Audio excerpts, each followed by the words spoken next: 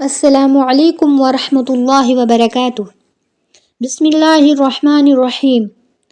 رسلا مبشرین ومنذرین لئلا یکون للناس علی اللہ حجۃ بعد الرسل وکان اللہ عزیزا حکیما۔ بھیجے پیغمبر خوشخبری اور ڈر سنانے والے تاکہ باقی نہ رہے لوگوں کو اللہ پر الزام کا موقع رسولوں کے بعد، اور اللہ زبردست ہے، حکمت والا ہے۔ لیکن اللہ یشہد بما انزل الیک انزلہ بعلمہ والملائکۃ یشہدون وکفی باللہ شہیدا۔ لیکن اللہ تعالی گواہ ہے اس پر جو تجھ پر نازل کیا کہ یہ نازل کیا ہے اپنے علم کے ساتھ، اور فرشتے بھی گواہ ہیں، اور اللہ کافی ہے حق ظاہر کرنے والا۔ اللہ رب العزت نے پھر سے آگے فرمایا، رسلا مبشرین و منذرین۔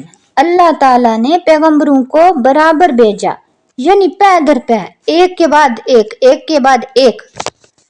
مومنوں کو خوشخبری سنائیں اور کافروں کو ڈرائیں، یعنی مومنوں کو جنت کی خوشخبری دیں اور کافروں کو جہنم کے عذاب سے ڈرائیں، تاکہ لوگوں کو قیامت کے دن اس عذر کی جگہ نہ رہے کہ ہم کو تیری مرضی اور غیر مرضی معلوم نہ تھی، معلوم ہوتی تو ضرور اس پر چلتے۔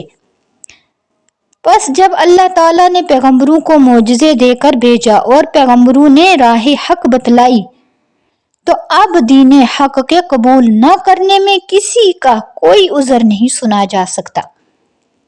وحی الہی ایسی حجت، ایسی دلیل ہے کہ اس کے روبرو کوئی دلیل نہیں چل سکتی، بلکہ سب دلیلیں قطع ہو جاتی ہیں، اور یہ اللہ کی حکمت اور تدبیر ہے۔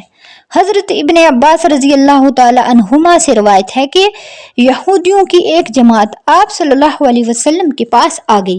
آپ صلی اللہ علیہ وسلم نے ان سے فرمایا، تم یقیناً جانتے ہو کہ میں خدا کا برحق رسول ہوں۔ انہوں نے اس کا انکار کر دیا تو اس پر یہ آیت نازل ہو گئی، لیکن اللہ یشہد بما انزل الیک، جس میں بتلا دیا گیا کہ اللہ تعالیٰ اس کتاب معجزہ کے ذریعے سے جو اس کے علمی کمال کا مظہر ہے، آپ صلی اللہ علیہ وسلم کی نبوت پر گواہ ہے۔ اس نے یہ جان کر کتاب نازل کر دی ہے کہ آپ صلی اللہ علیہ وسلم اس کے اہل ہیں، یعنی اس کتاب کو وہ سنبھال سکتے ہیں، اس کا حق پورا کر سکتے ہیں، اس وجہ سے، اور فرشتے بھی اس پر گواہ ہیں۔ اور علیم و خبیر ذات کی شہادت کے بعد پھر کس دلیل کی حاجت باقی رہ جاتی ہے؟ یعنی اللہ تعالیٰ جو ہے علیم اور خبیر ہیں، تو اگر انہوں نے یہ دلیل دے دی تو اس کے بعد کسی کی دلیل کی کوئی حاجت نہیں ہے۔ قرآن مجید اور حضور صلی اللہ علیہ وسلم کی تصدیق کے بعد فرماتے ہیں کہ اب جو لوگ منکر ہیں اور تورات میں جو آپ صلی اللہ علیہ وسلم کے اوصاف اور حالات موجود تھے ان کو چھپاتے ہیں، اور لوگوں پر کچھ کا کچھ ظاہر کر کے ان کو بھی دین حق سے باز رکھتے ہیں، ان کو دین کے اوپر نہیں چلنے دیتے، اسلام قبول نہیں کرنے دیتے، ایسوں کو نہ مغفرت نصیب ہوگی نہ ہدایت۔ ایسے لوگ جو خود بھی گمراہی میں ہیں اور دوسروں کو بھی گمراہی میں ڈال رہے ہیں، ان کی مغفرت بھی نہیں ہوگی اور ان کو ہدایت بھی کبھی نصیب نہیں ہوگی۔ جس سے خوب معلوم ہو گیا کہ ہدایت آپ صلی اللہ علیہ وسلم کی فرمانبرداری میں منحصر ہے۔ ہم آپ صلی اللہ علیہ وسلم کو مانیں گے تبھی ہم کو ہدایت ملے گی، اور گمراہی آپ صلی اللہ علیہ وسلم کی مخالفت کا نام ہے۔